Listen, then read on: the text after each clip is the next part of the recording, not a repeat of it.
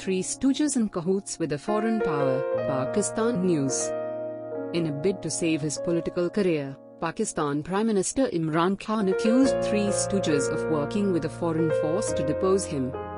No Pakistani Prime Minister has ever served a full term, and opponents accuse Khan of economic ineptitude and foreign policy blundering. They want Imran Khan gone and someone else to take his position, and then everything will be okay. But do you want a fraudster to lead you? Khan said in a live broadcast speech to the country, probably alluding to Shehbaz Sharif, if Khan is deposed.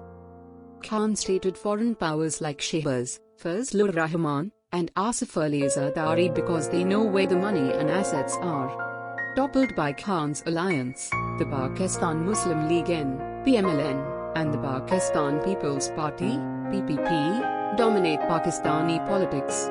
Rahman's Jamiat Ulema-e-Islam, JUI, is another important opposition group. He then reviewed a threat letter that purports to offer proof of a foreign plan to overthrow his administration. In an apparent slip of the tongue, he listed the US as the source of a message. Not America, but a foreign nation I can't identify. We got a telegram from a distant nation, stated he. They expected a no-trust action. The no-trust motion was not even filed. It suggests the opposition had ties to these persons overseas. They claim they would forgive Pakistan if Imran Khan loses the no-trust vote, but if it fails, Pakistan will suffer, Khan said. The message was recorded by Pakistan's envoy to Washington at a meeting in early March, according to local media. An ex-international cricketer, Khan led Pakistan to their sole World Cup victory in 1992. I fight until the end. I never give up, no matter what, stated he. I will return stronger, whatever the outcome. Earlier, the Parliament's Deputy Speaker, members of Khan's governing Pakistan Tehreek-e-Insaf, PTI, stopped discussion on the no-confidence vote after lawmakers refused to address other topics first. The Pakistani Parliament will now vote on Khan's removal on Sunday at 11:30 am. The Prime Minister is gone, declared an editorial on the front page of the prominent English-language Dawn Daily yesterday. Khan's removal might cause further unrest in a nation where the military has a long history of meddling in politics. On Wednesday, the PTI-led coalition lost its majority in the 342-member National Assembly when the MQMP stated its 7 legislators would vote with the opposition. More than a dozen PTI legislators have said they would leave. By Wednesday evening, the opposition had gathered 196 legislators, including rebels, far beyond the 172 required to remove the former cricketer.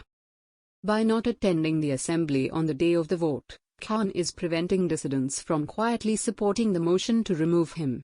He doesn't need to win, he only needs to prevent the opposition from getting the 172 votes needed. Parties have used physical barriers to keep politicians from voting against critical legislation in the past, leading to cat-and-mouse games and even abduction charges.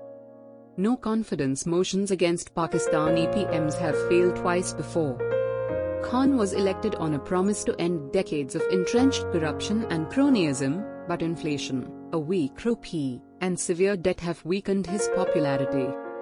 Some commentators suggest Khan has lost the military's backing, which both sides deny.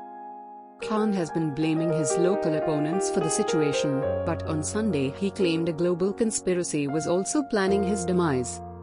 A threat letter purporting to offer proof of a foreign plan to overthrow the PTI-led government was condemned yesterday by Pakistan's top security body, the National Security Committee, NSC, as blatant involvement in internal affairs of Pakistan. The announcement came a day after the US State Department declared no US government agency or employee had written to Pakistan about the present political situation.